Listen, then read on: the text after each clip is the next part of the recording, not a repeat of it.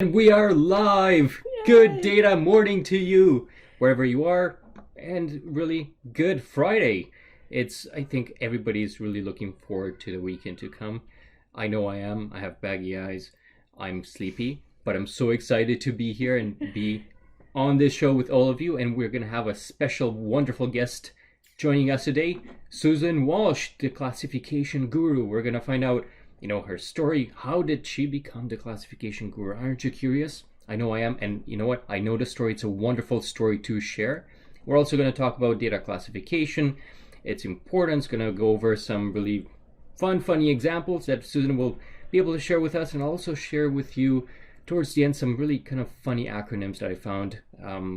Let's say acronyms gone wrong. I'm very excited to see Susan. This is my first time actually talking to her, but I heard so much from George about Susan. My understanding is that Susan has a passion and is really, really good at classifying and cleansing data.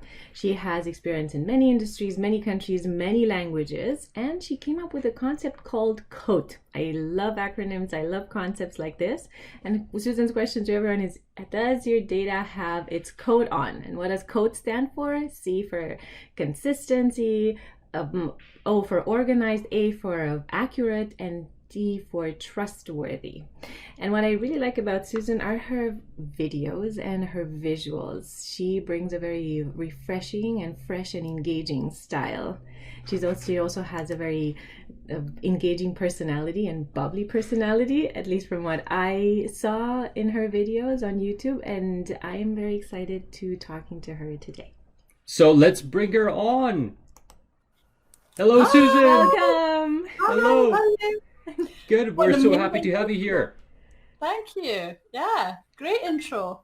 And yes, I do encourage everybody, if you don't follow Susan already, please do, because you're going to learn a lot from her, and she's fun as well. You might There's laugh a a lot as lot of well. yeah, there's a lot of fun stuff coming out of her stream for sure. I have a question. Yeah. Susan, can you please share with us your story, how you got to do what you do today? Yeah. Well, it all started really with a failed business and an ad on Gumtree. So my first business was a clothes shop, and it went horribly wrong. I racked up loads of debt, and I was so desperate just to get a job and pay my bills. So I went online and found this ad for some data classification work. I'd never done it before, but I'd worked in blue chip companies prior to the shop. So I thought, yeah, I could do this. I kind of know what companies spend their money on. So I went and worked for the spend analytics company and found that I was really good at classifying data. I just naturally had a knack for it. So spent 5 great years with them, built up a team, managed everyone, and then I realized that actually the dashboards and the analytics are great and people are spending a lot of money on them, but actually the real issue is the data behind it. That's where all the effort goes into cleaning it before they get their shiny dashboards. Yeah. Nobody was talking about that. Like it was like a kind of dirty secret, and nobody wanted to talk about They it. want It's to like, hide that underneath the rug, yeah, right? yeah. So I had always been kind of behind the scenes. And all I knew was that the company I worked for sold to procurement professionals. I had no procurement experience. I had no connections within the procurement world. But I did know that there was an event to exhibit at where I could connect with procurement professionals. So within the first couple of months of setting up the business, I went there and kind of got some feedback, and everyone was like, oh, it's a really good idea, oh, I wish I'd known you 6 months ago.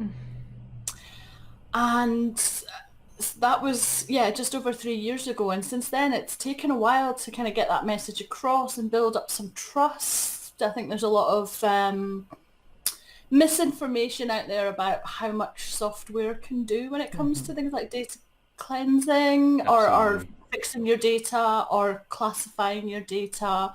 So I try to get as many people as possible engaged in it, because it's not just about the data analysts and the scientists. It's about the receptionist, the people in sales, the people in marketing. The information that they put into the system is just as important as anyone else. But it can be quite intimidating, and let's face it, sometimes a little bit boring. So I'm trying to bring a level that they can relate to, Mm-hmm. without being too technical, Mm-hmm. even though I can do technical stuff. So that's how it all happened. And I have to say the last 6, 8 months has just been a complete whirlwind of doing webinars and podcasts and writing blogs for people. And you mentioned the book. I mean, Yeah. I know it's Yes. been So amazing. Susan, you have a book coming up next year, I believe, right? Something Yeah, about dirty data? yeah, yeah. So it's going to be around the dangers of dirty data, but I don't have a proper title yet. I'm still working on that. If But anybody what that has any comes, recommendations that's listening in right now, feel free to yeah, chime in with some yeah. ideas And on book again, titles. so the one thing I said when I signed with the publisher was I don't want to lose my tone of voice. I don't want to be formal and serious, and I want to keep my chatty, upbeat kind of tone. So I will make sure I don't lose that. But at the same time, I want someone who's never looked at data before to pick this book up and say, okay, that makes sense. I understand why I need to keep my data accurate and clean. But then at the flip side, it could be someone who's already working in that area, but they will get some hints and tips on how to work more effectively or efficiently, or understand the impact of what they do on the rest of the business. Because I think we maybe just sit in our little silos and we Yeah, think, oh, well, nobody really notices what I do. But yeah. actually, it filters up the organization through dashboards and reports and things like that. I agree, and I think really each one of us that is working, even if we're working for ourselves or for a company, really we create so much data and we consume probably even more data, and we don't really realize the importance of every little keystroke that we're hitting in there and the impact, the ramifications that it has, right? So yes, I think that's a great message to have and to bring that awareness to people and how important it is. And I think I always give kind of these examples, but there's so many dangers, as we know, of bad data. And I think we even have a course on it, right, Susan, on a data quality course with Yeah, iData. we do. Yes, we do. We Yeah, do. yeah. Plugging in there. Really good But course as well. yes, and it is. And anyways, what I was saying is there's so many costs and hidden costs associated with bad data. And you know what? We wouldn't be happy if we look into our bank accounts and we see quite less than what we should have in there, right? We would be a bit angry, upset, and maybe even scared Yeah. if that's happening. And that's all like data in the background that's making that account number show up there accurately. So somebody is taking care of that. And then, of course, there's been incidents where people were not allowed to fly anymore because of it. There were people that were denied, like mortgages and even jobs just because of weird checks that they were Yeah. happening in the background, and they had mismatches because of whatever similar names, but that match wasn't going correctly, and then people were losing their jobs. They were on no flight list. There's a lot of strange things and bad things that can happen because of bad data. It's really can affect our lives, not just our company. Can you Yeah. tell us a little bit more about the softwares that cleanse data and why this is actually a myth that their ability is that good?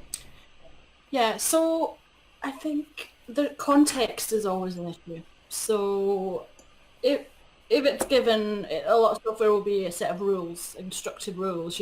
Remove this, or if the X equals B, and then it's C. But sometimes it's not. So I'm trying to think of, like, in a classification example, it would be if the description, so it could be a person's name, and it could be taxi from hotel to restaurant. So if you have just a set of rules, depending on whether you have taxi, hotel, or restaurant on your rules, one of those will come first and classify it as that, rather than recognizing that it's a string of words. DHL is always a really good example I use. So, if we are using DHL, we're using them as a courier service. But if we are Nestle, then it's probably going to be what warehousing, logistics, transport. It's going to be a different kind of service. And if you just generically bulk classify everything that is DHL as a courier, It's not then going to work you're for not everybody. getting a true picture of what's going on within your business. I've seen things like LinkedIn and the description is restaurant. Now I know, just because I've been working with data so long, I know I can look at that and go, right, well, what that means is that they've either recruited for a restaurant position or they've advertised something restaurant related on LinkedIn. But, getting new people trained up to understand that can be difficult. So getting a computer to understand that, or any kind of AI, it needs a lot of learning. It takes Yeah. a lot of time.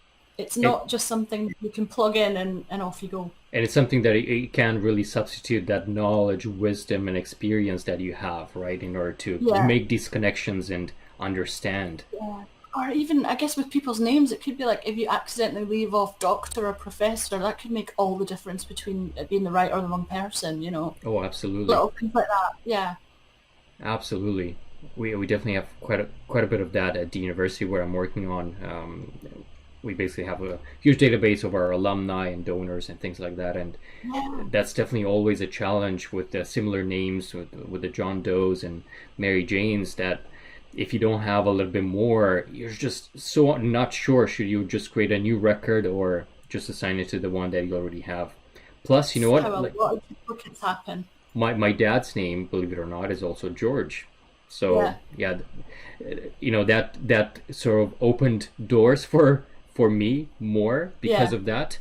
He used to work for an airline, and when I was a kid, I was actually able to get some upgrades, if you will, just because Oh, they sort nice. of recognized that name, and they're like, "Why do we know that name? Why don't you go in front of the plane?" So that kind of worked well. But then Yeah. again, I would go into the doctor's office. This happened a few months ago, and they told me like, "Oh, the test came back. You have this and that." I'm like, "Oh my God, what? I have a high blood pressure. I never knew that. It was actually my dad's. So big Ah, like faux pas there." And they yeah. froze when they realized, "Oh my God, we've actually revealed some confidential information and data to Yeah. somebody else." Uh, but anyways, we're kind of dwelling into some of the stories. I just want to bring up some of the comments here really quickly. And Isabella Thank you. really, really loves your background, as That's we do why. as well. It's what That's we why Yeah, I this mentioned when said is we came actually on. my, disco. thanks. This is my data den. So Your this is where all data the magic den. happens. Yeah. Nice. See, now I'm very curious to kind of take a peek behind that curtain and see what's going on. It's a really messy kitchen. It's really not glamorous at all. As it's ours. And Alejandro saying that, hey, I'm a big fan of all you guys. We are too. We are. We are. And Andrew, thank you so much for joining this morning. Happy Friday to you as well. And now we have a question from Kingsley here, Yeah. saying that he's one of your followers. And I understand clean data cuts across everyone is part of this data. How do you get those at the point of data collection in a company to input the accurate and complete data? How do you So I think convince them? What's that story? What's your pitch? it's all about responsibility and ownership and getting them to feel responsible and take ownership of the data that they're working with. So you can ask anyone to put something in, but if it doesn't benefit them or it's, oh, why should I bother to put that in? Mm-hmm. It's just another box to fill in. But if you can show them how it affects the work that their colleagues do, then possibly their friends, how it affects the rest of the business, then I think that's the way to get people more engaged. And again, talk to them in language that they understand, Mm-hmm. not technical language, try and use analogies. I do that all the Mm-hmm. time Mm-hmm. to try and relate to people that might to try and trigger them to think in a different way. Right. Get to what's in it for them, right? Yeah, and actually just on a podcast this week, we talked a little bit about data governance, and it's such an intimidating word. You know, It's so it's, unfortunate. yeah, it's so important, but we need to make it a bit more sexy. Yeah, I agree. We can just add that in front So, of data George, governance. on behalf of the data group, we are volunteering you to make data governance. All right. I'll start with a different shirt. And a different background, maybe. Yeah, And yeah, that's it. get a sparkly background. That's the way forward. Yeah. What were you gonna ask? No, besides the what's in it for me, for people who enter the data and who have an impact on how clean a data is, I think it's very important to make things easier for them. So to make it as easy as possible, so that the interface that they're using, the platform that they're putting the data on, that it's really easy to use, and it's intuitive, so it doesn't feel like something that takes time, and it doesn't Yeah. bring them anything. I think is Yeah, that an the users area are where like it, yeah, an area where it can be quite an issue is around part numbers and things. So, you could have the wrong description, multiple descriptions, or whoever has input the description has put something in that means something to them, but nobody else in the world. So, when you're working with data, you always have to remember, well, I always try to think, if someone came in who didn't know this data, would they be able to look at it and understand it? So, is the taxonomy right? Is the description right? Does it make sense? And that's normally a good kind of barometer to see where you're going. Absolutely. And I want to put this question out there, is we haven't really asked anything yet. Was just wondering if companies, you as individuals, are you outsourcing your data classification needs? Do you what do you do? Do you have a dedicated position or not?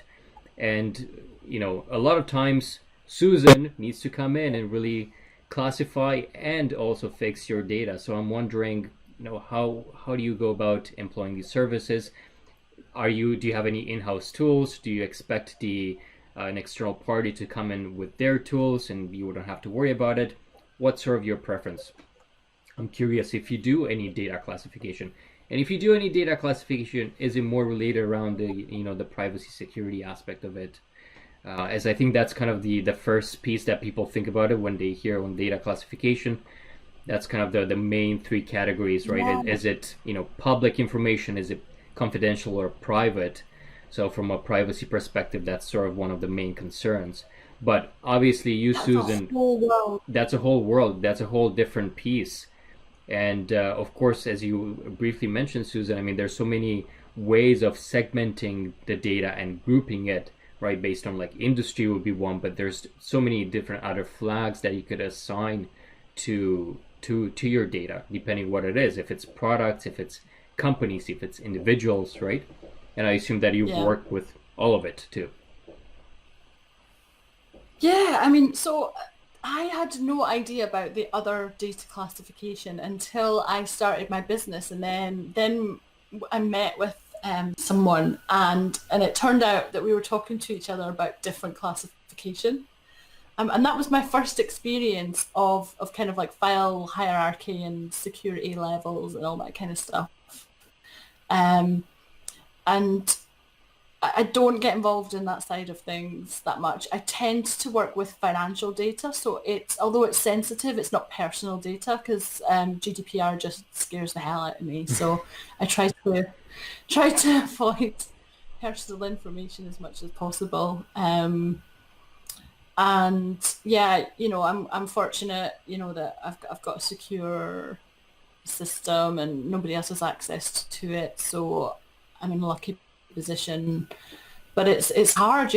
I'm constantly vigilant about people accessing things, getting into different accounts, or hacking, all that kind of stuff. Right.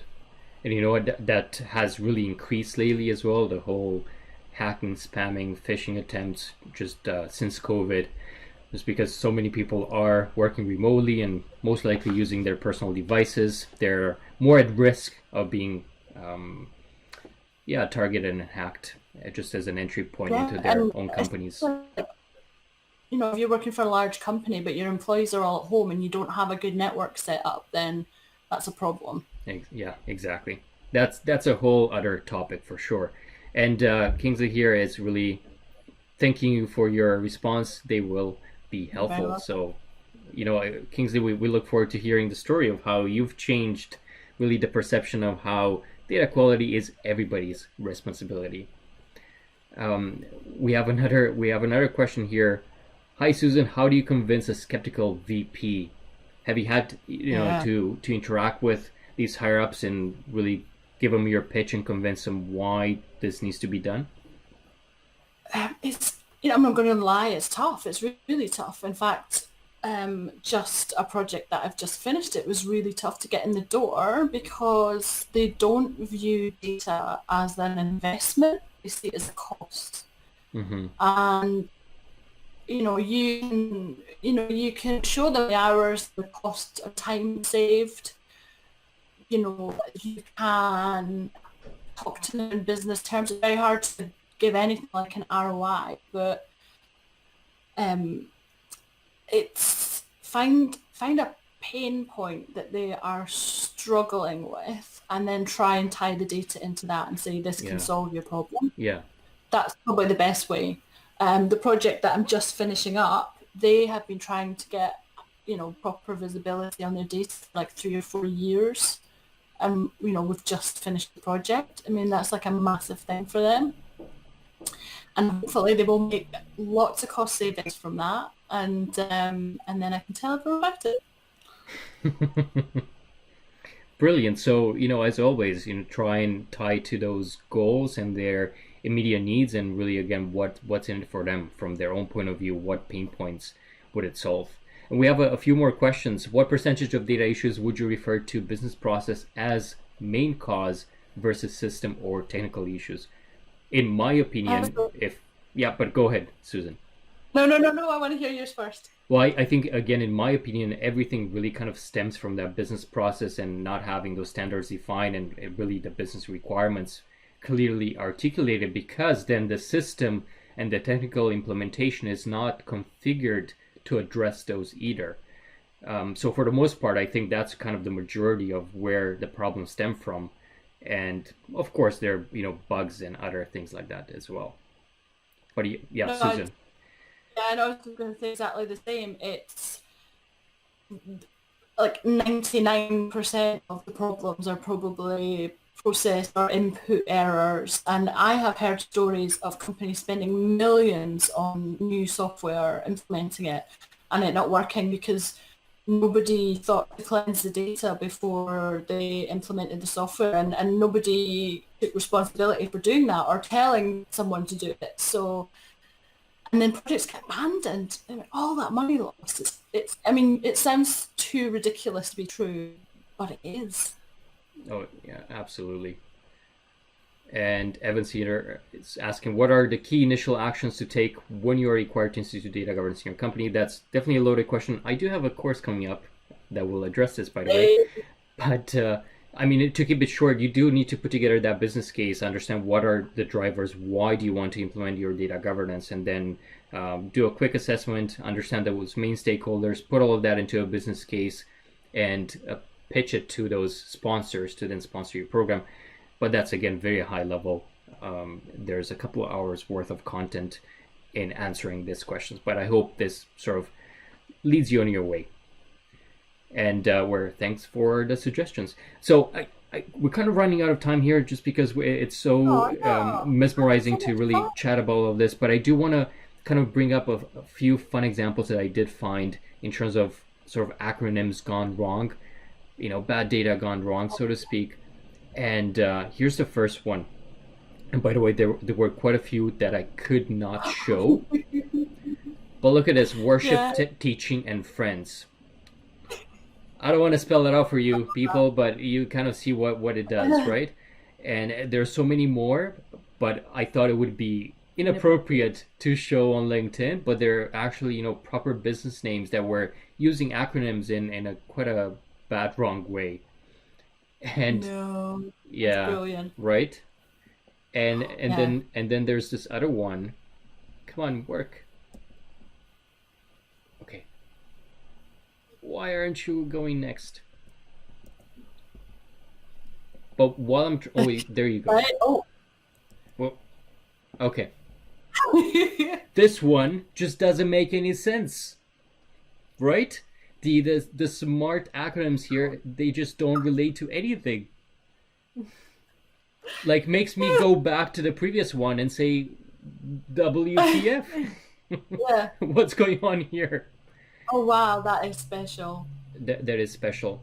And you know what? There's this other one that I was mentioning just to my friend the other day. I don't know what. We're having technical difficulties, so maybe we'll just leave this to another time. But Friday, we're all just a bit tired. yeah, Even the computer. I think so. It's been on for too long this week. But I do remember this one thing from an ex-colleague of mine, and the websites, they have the HTTP, lightsondata.com, right? And he thought for the longest time that HTTP stands for head to this page, because everybody would tell him, Oh like, oh, wow. what page should I go to, and they would be like HTTP lightsondata.com, HTTP, Yeah. right? The classification guru, and he kind of thought that it stood for head to this page. Well, that's not what it Wow. means, by the way, but Yeah, yeah. yeah. Yeah, no, it's hypertext something Yeah, protocol. hyper, yeah, yeah, exactly. So Hey, geeking out here. well, if you hear, let me know. Wasn't it fun? Yeah, I mean, it was kind of funny when he found that out. He kind of thought that we were pulling a joke, a I prank on know it. him. That no, Like that's that what it stands for. makes more sense. Doesn't it? Do Yeah. you have some examples of your own, Susan? I'm sure you have dozens Yeah. and dozens. I've Can got you share a few of them with yeah, us? I've got a good one. Scott is here too. Oh yes, I've got Scott's probably got a few acronyms as well. I'm sure that he does. Oh, was it? No. Is it? Is that Scott? Um, I I was doing some work for a charity. You know, they do really good work, and they had Tinder Corporation in their supplier data, and I was like, that can't be right. No, that can't be right. I was like, they can't. Are they advertising on there? No, they wouldn't do that because it's a very respectable, not that there's unrespectable charities, but this one would definitely not be the kind of charity to advertise on Tinder. So I looked at the description and it was things like cable, and I was like, this is weird. So I googled, and there is a Tinder Corporation Limited that is an IT services company in the UK. Oh, So been around for a while, but I can't imagine how many times they get mistaken for other things. I bet. But you know what? Maybe their shares went up if they are on the market, because then people will say, "Wow, we can't believe it's so low. We got to buy into this." Yeah. But So but so that that's one of my favorites. but it's funny that it's a software company. I thought maybe you're gonna say it's a, I don't know, lumber um, Yeah, yeah, that's what company you or. think, wouldn't you? Because that would at least make more sense. Hmm. But I think they've been around for at least 10 plus years. So it's not like they maybe set up the business afterwards as a bit of a joke. It sounds like, yeah, they've been around for a while. And then we've got like, you get some really great play on words companies. So we've got a cleaning company, like they go around your house and clean. It's like a franchise, and they're called Daily Poppins. So you get like lots of fun names like that as Yeah, well. that's cute. Uh, yeah. So the data can tell you so many things. I mean, I did a database cleanse, and I can't even tell you on here what the name was, but it was really offensive. But someone had obviously sent someone a gift and just given them an offensive name, first name, last name, and that had gone out. Or but there was other ones like dad, or brother, or and again that's data quality issues again, because dad is not a first name. Absolutely. You know what? I did see this one company. They kind of wanted to be smart and target those, maybe let's say that the kids that don't do so well in school. And they basically, their tagline was, in at least in North America, you get the grades in letters. You get an A plus, B, C, Yeah. and the F is like you failed. That's the lowest grade that you can get, right? And their tagline was just F students. And that can stand for so many other things, right? Yeah. I think you kind of see where I'm getting at. But I'm curious, Jason here, there's a few comments coming our way. Say no to DITNO. What does that stand for? You know what? I should know this because Scott says it all the time. I've seen enough of his presentations that I should know this.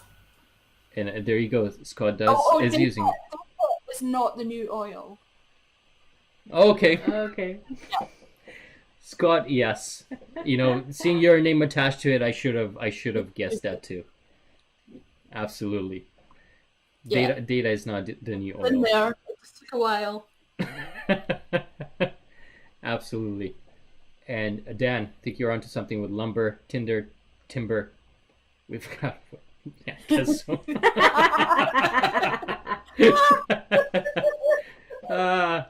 Hey, I love that. yeah, that could be the new Tinder's profile too. Yeah. Glad you're asking, as I do not know the acronym either. Well, now we do. Data is not the new oil. Data is the Scott new oil, Taylor. but say no to data is the new oil. Exactly. Thank you. The message is there. It's not. Exactly. The message is there. It's not the new oil. Maybe is it the old oil, Scott? Actually, Anyways, I yeah. bit of a sidetrack. I've been listening to a podcast called American Scandal, Mm-hmm. and there's some really great like oil scandal stories on there. Really? So you don't get associated with oil at all. Did you used to watch Dallas back in the day? Yes, I nearly was called Sue Ellen. I'm not even kidding. It was like Sue Ellen or Pamela. I big bullet there. Ah, that's funny. That's funny. Yeah, Yeah. But you know yeah. what? It wouldn't I if that was my Well, it was a life-changing series for us as well. yeah. yeah. JR, Bobby Ewing. Shower. Oh yes. Yeah. It's just a dream. Oh yeah. Like all these memories coming back. I remember honestly I was, like playing outside and I could sort of hear that theme coming up at like 7 p.m. and I would like run inside the house to watch it with my parents. It was quite something. Who shot JR? Exactly. Did we ever find out? I don't know. This could be its own think show so. talking about Dallas and Yeah. and Half an hour is not enough. I know. All right. So that being said, I think that's really our cue. And yes, I think it was a lot of data fun as well. And hi, sorry, Juan, if you're just jumping in, but you can definitely watch the recording. We had a lot of fun here with Susan, and thank you so much for sharing your stories with us and talking a little bit more about data classification and providing a lot of great examples and tips and tricks and advice to our audience here. And make sure you follow Susan and check out her website, theclassificationguru.com. Watch her videos and check get her out on familiar with YouTube her as well. content. Yes. All right. And remember that she has an Yeah, don't upcoming make book. me angry. Exactly. Exactly. All right, Susan. Yeah, if you watch my videos, Yes. that makes sense. Don't make me angry. I love that Hulk video. That's brilliant. You come up with the greatest So, of It's one ideas. of my favorites. It's awesome. Yeah. I can't stop watching. Came from came from a 7 and a 10-year-old. You gotta start doing like a cartoon series for kids to start getting into this idea that they also need to care about data quality. Yeah. Good.